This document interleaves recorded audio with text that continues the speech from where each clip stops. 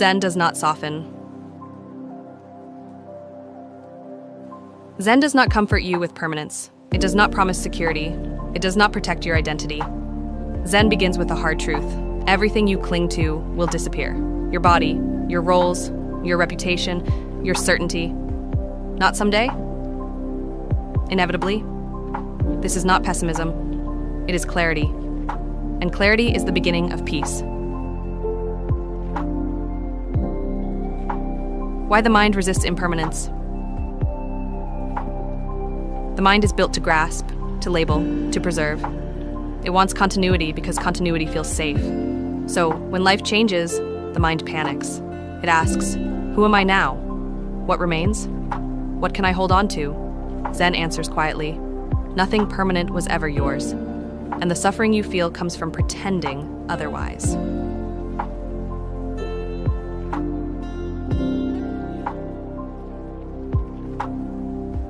Emptiness is not meaninglessness. In Zen, emptiness does not mean nothingness. It means nothing fixed. No permanent self, no unchanging story, no solid ground beneath identity. This frightens the ego because the ego survives on definition. But emptiness is not absence. It is openness, because when nothing is fixed, everything is free to move. The illusion of a solid self. Zen asks a dangerous question. Where is the you that you're protecting? Is it in the body that changes daily? Is it in the thoughts that arise and disappear?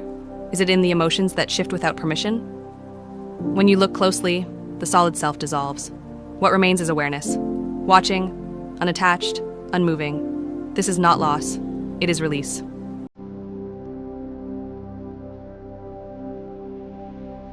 Death awareness as a teacher.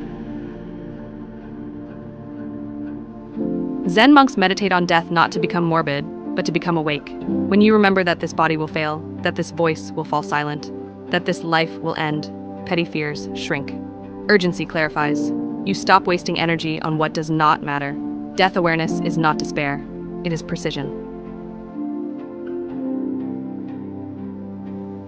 Why? Attachment creates fear. Fear does not come from loss. It comes from attachment. The tighter you grip, the more fragile you feel. You fear losing relationships because you cling to permanence. You fear aging because you cling to youth. You fear failure because you cling to identity. Zen teaches this quietly. Let go before life forces you to. Voluntary release is lighter than forced loss.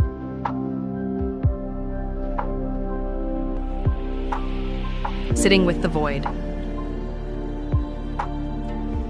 At some point, Zen practice becomes uncomfortable. Not physically, existentially. You sit, you breathe, and the distractions fade. What remains is emptiness. No story, no reassurance, no meaning handed to you.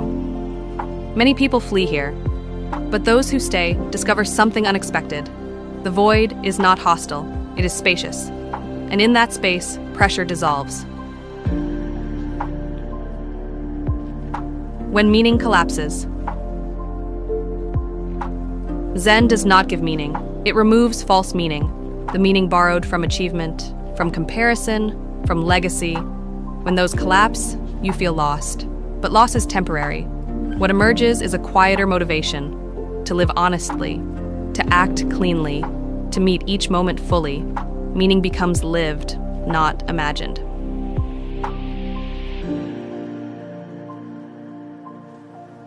Impermanence. Ends anxiety about control. When you accept impermanence, control loosens. You stop trying to freeze life. You stop negotiating with uncertainty. You act where you can. You release where you cannot. This reduces anxiety. Not because outcomes improve, but because resistance ends. Zen peace is not safety. It is non-resistance. The discipline of letting things end. Modern culture avoids endings. We distract, we delay, we cling. Zen respects endings. A breath ends. A day ends. A life ends. Nothing is broken in this. When you allow things to end, you suffer less when they do. This discipline is emotional maturity. Living without the illusion of tomorrow. Death awareness sharpens presence. You stop postponing honesty, stop delaying courage, stop assuming time is guaranteed. You speak cleaner, choose better, waste less, not dramatically, naturally, because you understand that this moment will not repeat. Calm. Beyond hope and fear. Zen calm does not depend on hope or optimism. It exists beyond fear and beyond expectation. When you stop demanding that life reassure you, calm appears. Not excitement, not happiness, stability. A quiet acceptance that allows movement without panic. Freedom. After the self softens. When the idea of a fixed self softens, freedom expands. You are less defensive, less reactive, less afraid of being misunderstood. There is nothing solid to protect, only awareness moving through experience. This is not detachment from life. It is intimacy without ownership.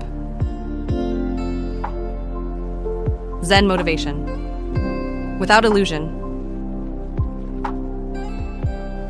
Zen does not motivate with dreams. It motivates with reality. You act because this is the moment. You care because you are here. You practice because practice is life itself. No future guarantee required. This motivation is quiet, but unshakable. When you stop gripping life. When you stop gripping life, life stops feeling threatening. Impermanence becomes honest, emptiness becomes spacious, death becomes a teacher, not an enemy. Nothing is promised. And because of that, everything becomes precious. Zen does not remove darkness. It removes illusion. And in that clarity, a deeper calm appears. Not because nothing ends, but because you finally accept that everything does.